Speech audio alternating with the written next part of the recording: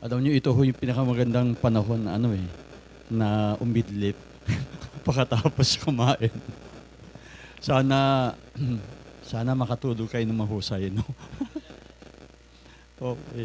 So, the heart of the gospel, yun po yung pinaka-topic natin, no? Uh, Siguro, magandang tanungin, no? Ano ba talaga yung, what is at the center of our faith? What is the heart of the gospel? Ano ba yung puso ng ating pananampalataya? And for this, uh, we thought it best, no, together with the inspiration from Monsignor Pepe, no, to be able to use the apostolic exhortation of Pope Leo the 14th. Walang iba kundi yung tinatawag na Dilexite. So, Dilexite, no? Dilexite, na ang ibig sabihin I have loved you. No? Siguro just a kind of a background. It was begun by Pope Francis, no? After Dilexit Nos, di ba? Meron siyang yung kanyang exhortation na Dilexit Nos. He loved us, no? Kung saan in-explain ni Pope Francis yung tungkol sa yung pagmamahal ng bawat isa, na lalo na pati yung mga shepherds, that they must not only care for them, for the sheep, but that they should smell like the sheep, and that kind of thing, no? So Pope Francis began this, pero namatay siya, no? So si Pope Leo the 14th took it upon himself to own this. Kaya ito, sabi niya, I share the same vision and the same values of Pope Francis, and I make this my own. Kaya ito ho yung unang apostolic exhortation ni Pope Leo the 14th on the love for the poor, no? So yung sa tanong na ano nga ba yung pinakapuso ng ating pananampalataya, ang sinagot ni Pope Leo, walang iba kundi yung pag-ibig ng Diyos, no? I have loved you. Hindi siya komplikado. Yung heart of the gospel is the heart of Jesus. The heart of Jesus that is loving. So, yung puso ni Jesus. So, yung atin hong reflection, siguro magandang tignan yung ano ba yung nasa puso ni Jesus. No? Kasi, yun din yung pinakabuod ng mabuting balita. Dahil yun ang buod ng pag-ibig ng Diyos mismo. It is a declaration before it is a doctrine. It is a love story before it is a law. No? Yung Dilexite reminds us that before the church became a complex institution, it was a community of love. So, yung community of love. And since we are all part and living members of this church, no, it is good to reflect on our own community, whether it is a community of love. That love has been and will always be love for the poor. Not just the materially poor, but the spiritually exhausted, the emotionally empty, the morally struggling. In other words, all of us. No? Bawat isa sa atin. So, this particular sharing will revolve around three movements, no? God's heart for us. Number two, our heart for the poor. And number three, the knight's heart, mission in action. Yan. So, yun po yung ating isi-share ngayon, i-discuss. Para siyang breathing, no? Yung receiving the oxygen, responding to it, and living, no? So, let's go to God's heart for us. In the Dilexite, in the exhortation of Pope Leo, he began actually with some essential things, no? Yung mga essential words, no? He actually talked about God's choice of loving. Yung first chapter, ang sinasabi niya ay parang, before you love me, before you serve me, before you try to be holy, I loved you first. So it's good to, to be reminded of that. Kasi kung minsan, iba yung ating pag-iisip dito, no? Na tayo yung nagmamahal, tayo yung naglilingkod, tayo yung nag-i-struggle. Pero bago ang lahat ng yon, ang dapat nating makita sa ating buhay, minahal tayo ng Diyos. Bago pa tayo kamahal-mahal. So the gospel, the heart of the gospel is not sin. It is not punishment. It is not moral perfection. The heart of the gospel is the love of God, freely given to us, freely shared, stubbornly offered to us. Yung love of God. Kaya hindi natatapos yung ating experience here on earth, no, with our own inadequacies, with our own weaknesses. Hindi yun eh.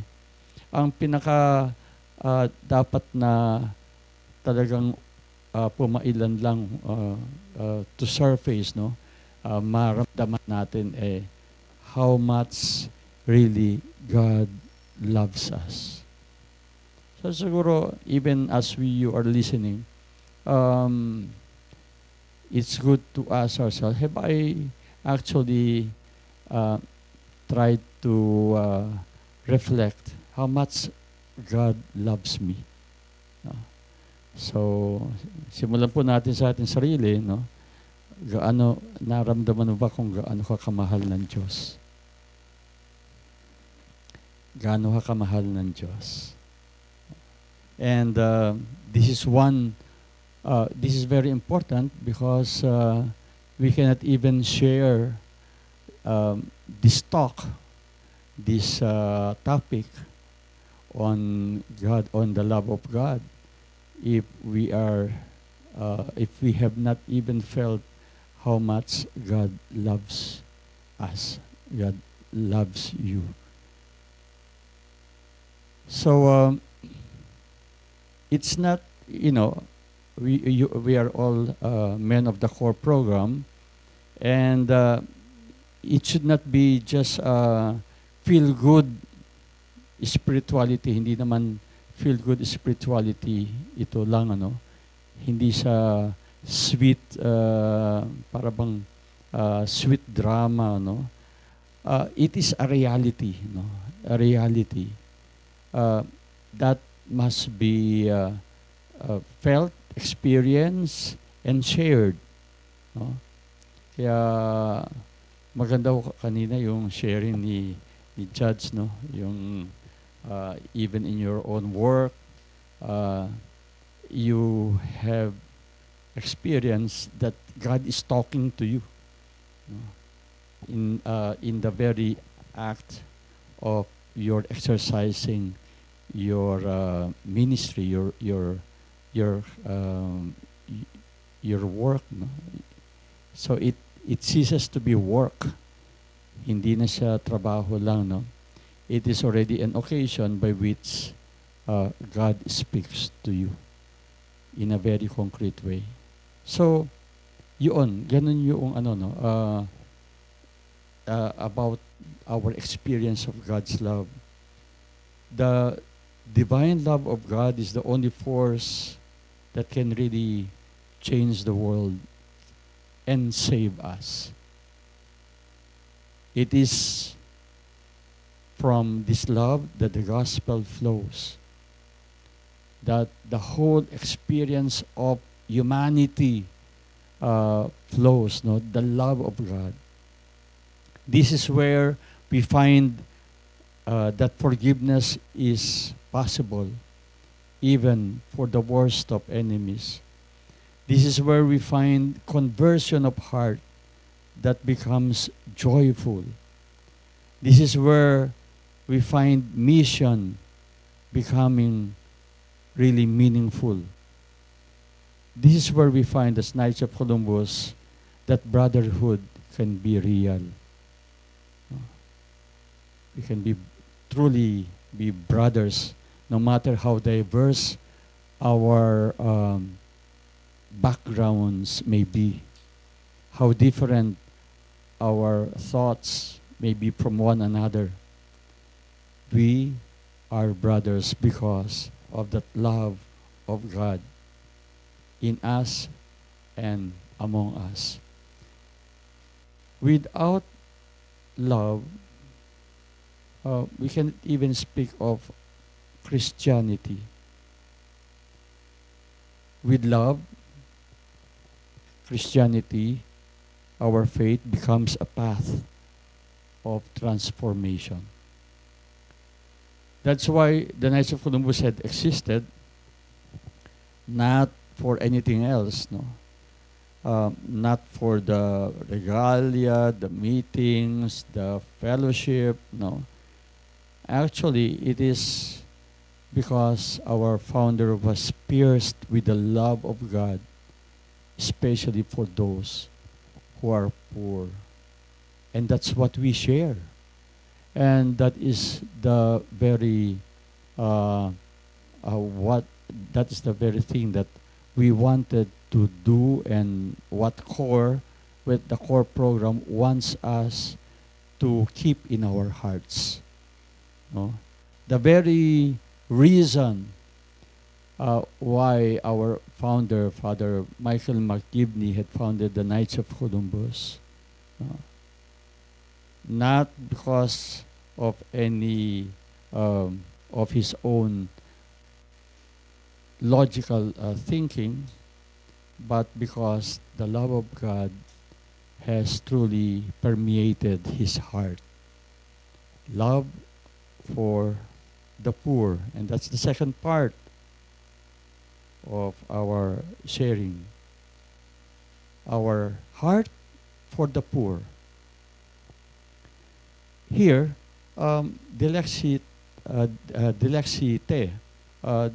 the Pope, reminds us that faith cannot be separated from love for the poor. No? As we have said, no? It is God's choice. When we look at the life of Jesus, talagang yung poverty is so real to him. He chose to be poor. And that is one thing siguro, no, na he chose to be poor. When we celebrate Christmas, we celebrate it with masyadong bongga ang celebration ng Christmas natin, no? Talagang masaya, madaming pagkain, madaming no. Pero hindi ho yun yung talagang ng Pasko. Yung talagang unang Pasko is not like that, no. The Lord Himself was subjected to great um, ano kahihiyan, di ba? In our thinking, no? When we look at it, no? Imagine God being born in a stable, no? With no other companions except uh, Mary and Joseph and the animals, no? With no food, in the cold, the poverty of God. Ang amin hong ang kanyang motto, kenosis, yung total self-giving, no? And he took it from that inspiration from the very action of God when he had given up everything for us. Yung pagmamahal na yun na handa siya na alisin yung lahat ng kapangyarihan, lahat ng karangyaan para makiisa sa tao na kanyang nilikha. So, yung pananampalataya natin cannot be separated from that love for the poor because God chose to be poor. No? Sabi nga ni Pope Leo, kung yung pananampalataya mo walang puwang para sa mahihirap, hindi kompleto yung pananampalataya mo.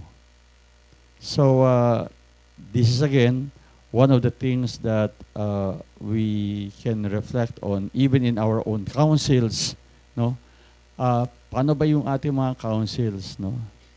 Ano yung palpable na manifestation that we are living what we believe? Yung poor here in the exhortation does not only mean social class. No? Alam nyo, napakaganda ho yung sinabi nga dito sa the Lexitos, no? The Lexite, no? Na sabi, treat the poor not as somebody outside, no? Kundi yung poor should be treated as family. Pag yun yung treatment, ay maiiba yung pananaw mo, no? Sabi, do not treat them only as objects, recipients. Yung bang bibigyan mo, halimbawa ngayon, Christmas, no? We will go to the poor and we will give gifts, no? Ganon. Tapos, iiwanan mo na. No? Hindi lang sila recipients, hindi lang sila objects, no? Sometimes, when we look at the poor and do something for them, we make them even poorer. No? And that is so sad, no? Yung bang they feel na talagang abang-aba sila, no? Because iniiwanan lang din naman sila kaagad, eh. Para bang sometimes they feel na we condescend. Yung bang para bang ibig mo na parang masabi na kaisa kanila, bumababa ka, ganon. Pero iniiwan mo lang din naman kagad, no? And we go back to our own the comfort of our homes and enjoy the rest of the day, no? Without listening, without relating. So for reminder, sabi nga ni Pope Leo, yung poor hindi lang materially poor, no? Because the material poor, we know them very, very well, no? Yan yung mga ako ho ngayon taga Malabon, ano? Because my parish is in Malabon, no? San Bartolome. Well, going to my parish, no, you pass by all the, sa R10, lahat noong mga tinatawag natin na informal settlers, na dati ang tawag natin ni squatters, no. Talagang ang tataas ng mga ano nila, no, yung mga barong-barong. Nakakatuwa nga eh, may mga for rent pa sila doon. Yung for rent, isang maliit na ano, no, nakalagay doon, for rent, no, mga squatters, mga informal settlers, no. A host of them, no. So we are very familiar with them, no. At tapos yung mga bata doon, nag-sniff ng solvents, bilang tatakbo. I've seen with my own eyes, no, yung mga bata na ano, kinakalas yung mga yung tools sa ilalim ng ano, tapos bilang talaga nakukuha talaga, o yung may dumadaan na mga prutas na nakalagay sa ano, nakukuha talaga. Ha? Ng ano? batang batang So talagang ano, no, and of course yung mga tao na talaga nabuhay sa pagpag. Alam niyo na yung pagpag, di ba? No, I don't know whether you have it in Visayas and Mindanao, no. So yung mga scraps, halimbawa yung mga tinapon na mga pagkain, ganun. So lahat na yon, yung mga galing sa restaurant, galing sa kung saan, no, kinukuha ng mga bata yon. At yun ay pinipili lahat nila. Tapos ilalaga lang uli. Tapos yun yung tinatawag na pagpag, no? Pinapagpag, no? So yung mga buto-buto na ano, yun. So yun ang kinakain, no? So they are real. Totoo sila, no? Hindi sila statistics, and they are growing in numbers. No?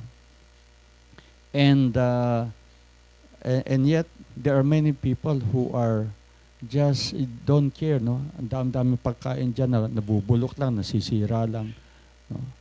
Pero ang daming namamatay sa gutom. So mga tao na nandoon sa ilalim ng bridge, no. You can just imagine. Yun yung bahay nila, ilalim ng bridge. And here yung paggabi, no, you can see the people, yung homeless, andoon sa sulok. Kahit na umuulan, wala namang masilungan. So, andun lang, may karton, no? And andun yung maliit na bata, andun yung ano lahat. No? So, we are very familiar with them, but sometimes the attitude becomes, kawawa naman sila. Pero hanggang doon na lang. And we ask ourselves, no, yung ba yung love? Is that how we love? What do we do? So, hindi lang yun ang kahirapan. The emotionally poor. Ito lang, 2 weeks ago, yung SM Grand Central, where we are, is very near our cathedral, no? Bila na lang may isang bata na nandoon sa LEDs, no? Siguro nakita niyo ito, no? Nandoon sa LEDs. Tapos merong doon sa LEDs at umiiyak siya. Parang ibig niyan tumalon, ano? Merong isang yung guard na mukhang ibig niyang tulungan. Bila niyang yung bang siguro isa-save niya siguro.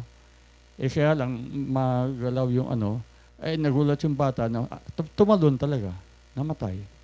Yeah, that was about 2 weeks ago. If you have seen the video, no. Yeah, and there are a lot of people. Even in my own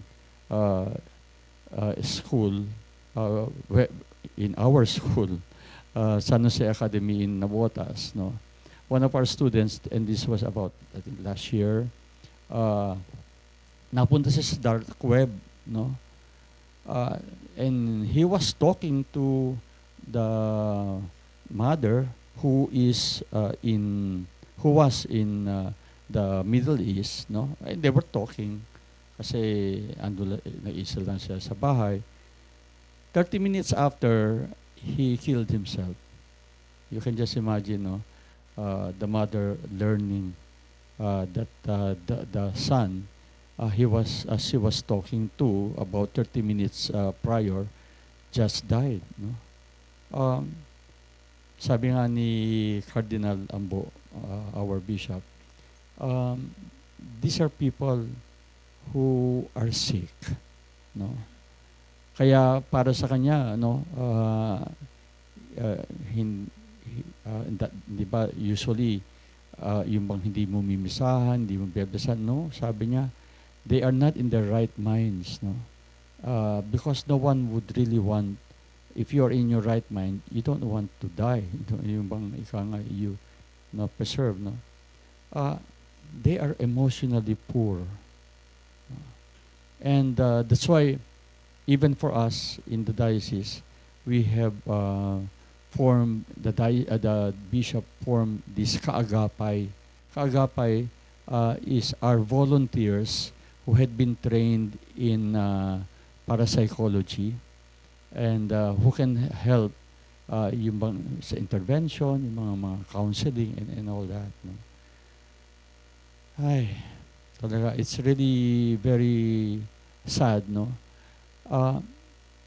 Many times because people just don't listen. Their parents do not listen, they are not there.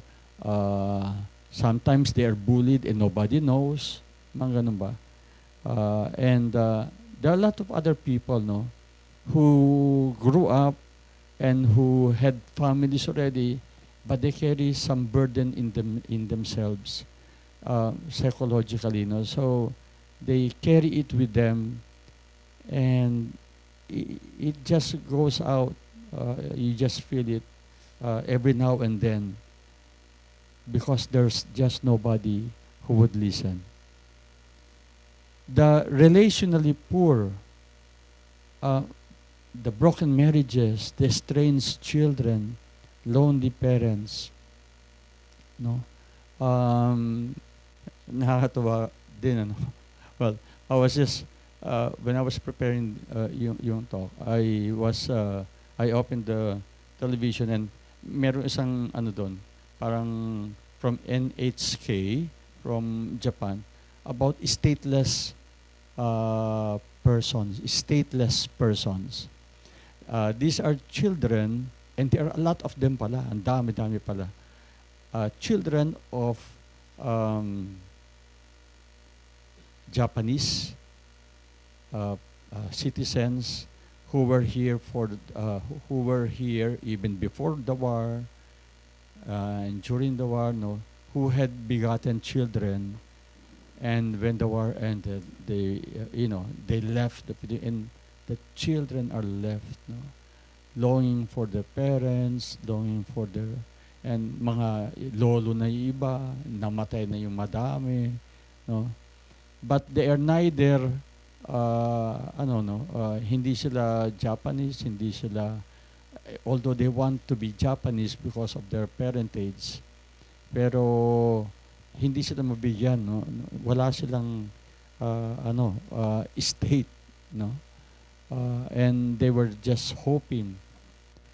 That's one thing, no. Also, a lot of people who had yung mga broken families, no.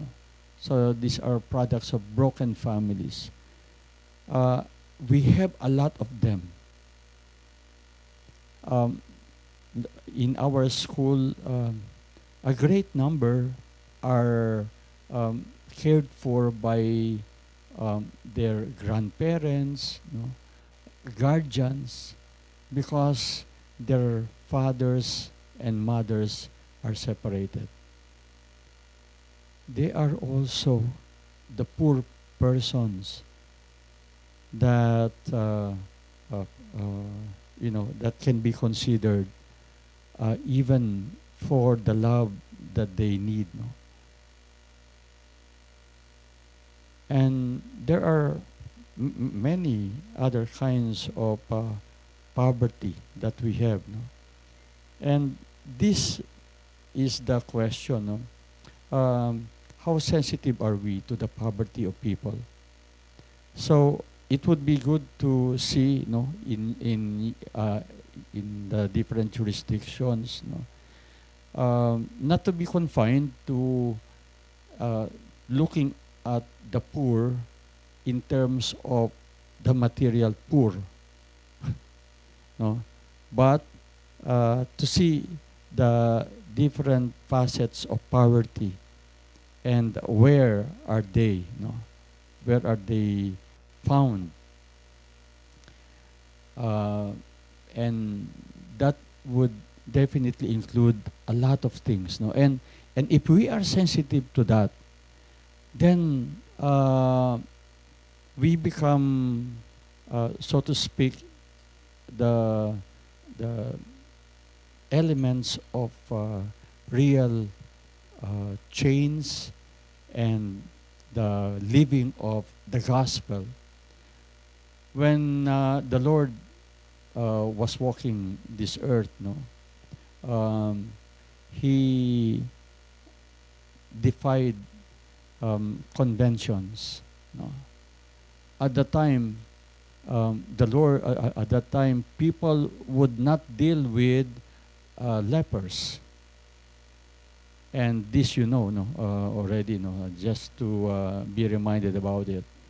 Because they would treat them as already dead. Talagang parang patay na, no? Pag naka-leprosy ka, talagang para ka ng patay nun, no? Because you are taken out of your family, you cannot even enter you're taken out of your family and thrown in a faraway place where you can only live with your fellow lepers. And you cannot even come to the city proper or the town proper. If you should by any means need to get something or travel there, you will always have to shout, I'm a leper, no? So that people, whoever they may be, will avoid you, will avoid you. And that's why for the lepers to be entertained by Jesus was not only a healing of their physical ailment, but of that yung kanilang lack of dignity and loss of yung personhood. No? That's why isa ho sa sinite ni Pope Leo was Saint Francis. Saint Francis, disrobed himself and left the comfort and the wealth of his family and embraced poverty, and he feasted the lepers,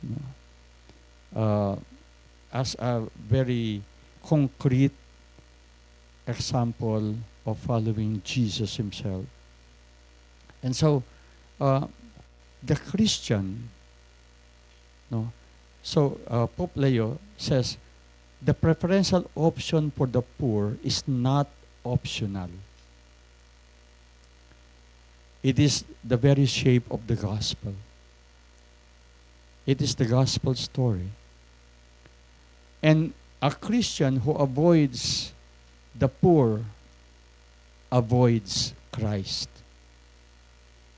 A knight of Columbus who lifts the poor is lifting Christ himself. And we are reminded of yung the great surprise, di ba? We know that. No? So at the end of time, everyone will be on one of two sides, the right or the left and the right. So, and you know already the story, who are on the left and who are on the right. Although people were amazed and that they are odd. No, they don't know why they are on that side, or on that side, on the right or on the left. They don't know. And it was Jesus who explained to them, those who are on this right side, no, because you treated me very well. You fed me, you gave me drink, you visited me, you cared for me, you welcomed me. And when they asked, when that did that happen, we did not see you. It was when you did that to the least of your brothers.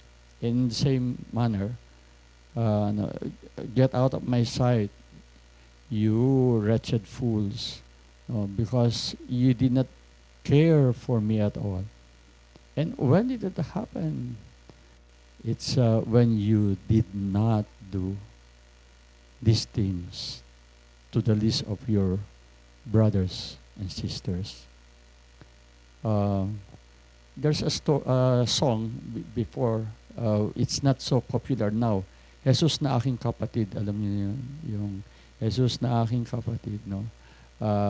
It tells the story na ngayon, ang mukha niya ibang-iba. No? Hindi ko siya nakikilala. So, it is a teaser na we might be missing the poor because our concept of the poor is just the materially poor. It is not. So, there, it's part of our reflection. And when you would be giving the core program and talking about the heart of the gospel, and then you see also the heart of Jesus itself. Where does the heart of Jesus beat for? No? Definitely for all of us, but in a very special way for people who had been deprived of love. That story of Zacchaeus, you remember Zacchaeus, when this is one interpretation. For Zacchaeus, he was small in stature, pandak siya, no? And he wanted to see Jesus very much. And there was so great a crowd, he cannot do that. So, dahil pandak nga siya, kahit na anong talon-talon niya, hindi naman niya makikita si Jesus. So, what he did was to climb the sycamore tree, no? The one interpretation of that is that it's people were also looking down at him because he's a tax collector and he's considered as a public sinner. So, hindi lang siya pandak physically, but he's also maliit na tao sa mata ng iba. No? And when he was trying to get to that sycamore tree, no? It's sort of compensating for what he lacked until Jesus stopped and looked at him. Definitely, the Lord had to look up because he was up there. No? And that gesture in the gospel is interpreted as a giving back of a lost dignity. No? Yung pang tiningala ka, dati minamaliit ka, ngayon tinitingala ka. And ang tumingala pa, walang iba kundi si Jesus. So, come down, Zacchaeus. I want to go to your house. So, hindi lang siya tiningala, he even had the blessing of having Jesus as a guest in his house. When we look at how we relate with the poor, yun nga, Yun yung isa sa mga uh, ibinibigay na halimbawa sa atin. Again, as we have said, the poor is not somebody outside. They are family. They are family. Now, the third part is the knight's heart, no? Mission in action. The mission in action. So, the heart of the knights, yung ating heart, must be a heart that has been claimed by the love of God and awakened for the poor. So, it must be a heart that is claimed by the love of God. So, in your own prayers, you can have this as a reflection. No? Is my heart claimed by the love of God? And is my heart burning for the poor as Jesus' heart was? No. We must always be reminded that CORE is not just any other program. It is, it is to really put our hearts on fire, where our own character and the character of the people we will share CORE with, the brotherhood and the mission will be formed. So, from Dilexite, no, what would be these core missions? No? Number one would be conversion of heart. Before we can change society, we allow God to change us. The church is not asking for, even God does not ask for a perfect man. No. Only one man is perfect. Si Jesus, no? But He is asking us to be willing to be transformed.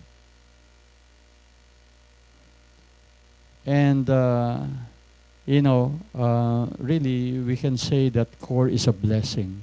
Talagang blessing ho sa atin ho, sa Knights of Columbus. And not only the Knights of Columbus, in fact, I want to share this with our own parish, no? Siguro, pati si Padre Bobby will agree with me, no? This is good not only for the Knights of Columbus, but also for other people, no? For the parishioners and for our fellow Christians, Catholics, no? Because it is a tool for transformation. Transformation. Number two, ano ba yung mga core missions? No? Number two, brotherhood for the poor. Brotherhood for the poor. Let us stop yung just all talk. Sabi nga what good would that be? No?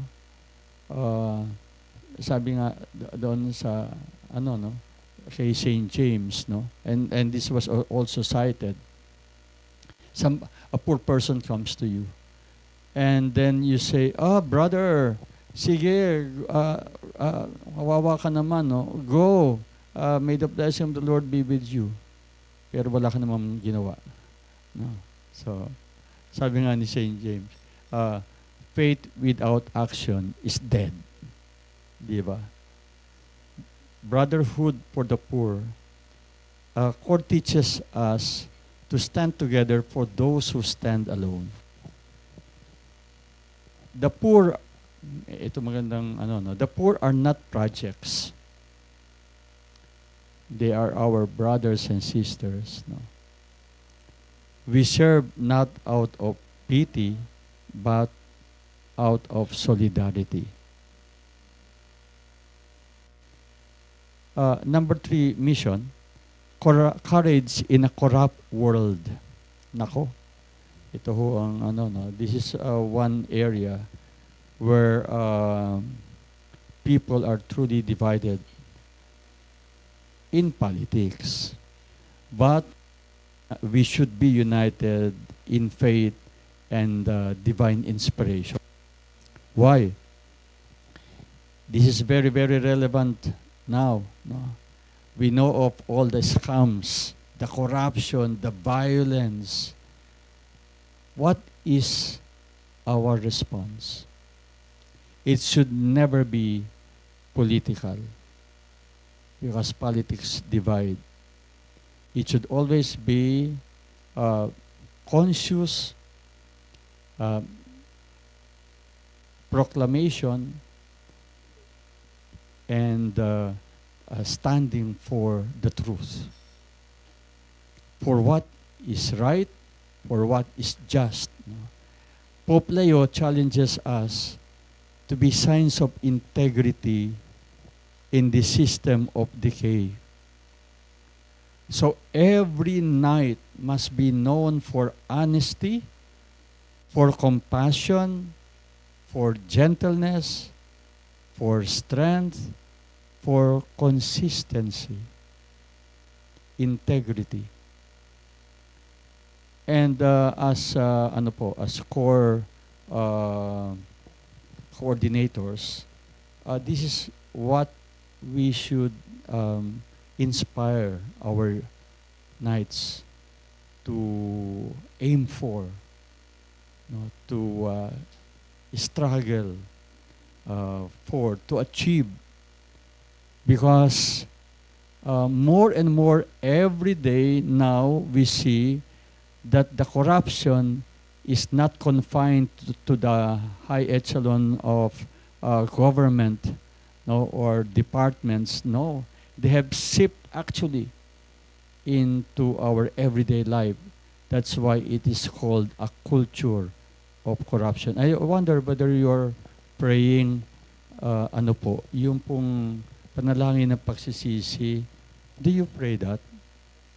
Do you pray? Kaunti lang ata, no? In the other regions, Monsi. Meron tayong prayer noon. Pwede din natin yung sa pagsisisi at yung prayer, medyo mahaba-haba. Hindi, not now. Yeah. So we may share that again with you, so that you can bring it, because we know that you come from different regions now. No? Now, okay. So number 4, the mission for joyful service. So whatever we do must not be a burden. No, it must be freely given, because and joyfully shared, because it is a privilege to be able to be the arms and feet and eyes and ears of Jesus. We are trusted by the Lord. Siguro ho, magandang i-reflect natin ho yun, no? Whenever we do our service, whenever we, come together for service, we remember that it is not our own.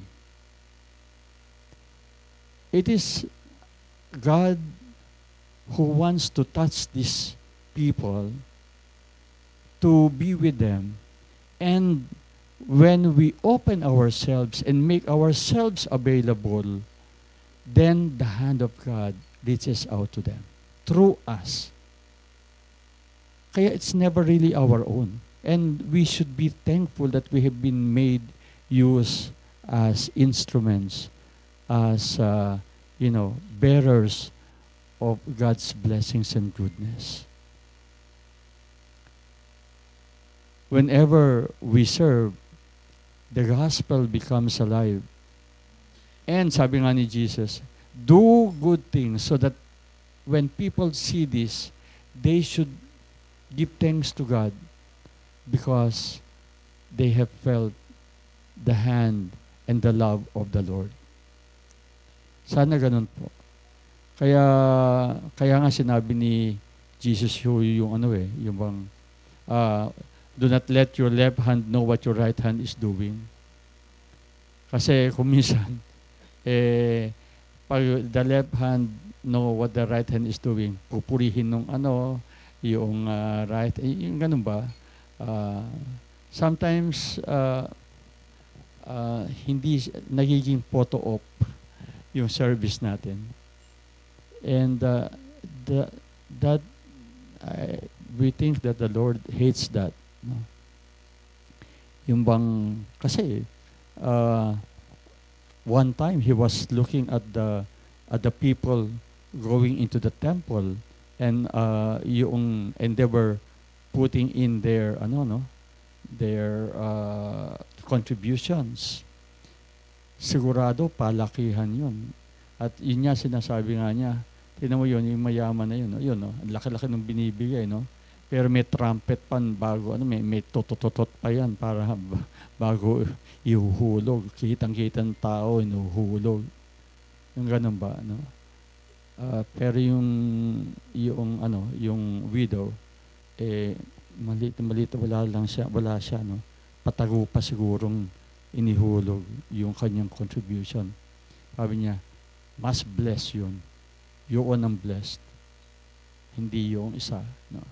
So, our service is just a mirror of our gratitude to God's love. No, God loved us first. He had lavished on us all the blessings and all the graces. When we do good and share this, it is just our way of saying thank you. And so, the heart of the gospel is not just an idea. No. Again, we say, CORE had been telling us all this. It's not a program. The heart of the gospel is a person. Jesus himself, who says, I have loved you. Dilexi te. Dilexi te. And so, when we receive that love, something happens. We become gentle. The knights become gentle. The sinners become hopeful. The poor becomes brothers. The gospel becomes on fire. And so, the world does not need any more strong man or famous man. The world needs men like the Knights of Columbus who had been loved, and they know that they have been loved by God, and who know how to love others, how to share this love. Let us ask the Lord today to break our hearts open so it beats like the heart of Jesus. Vivat Jesus.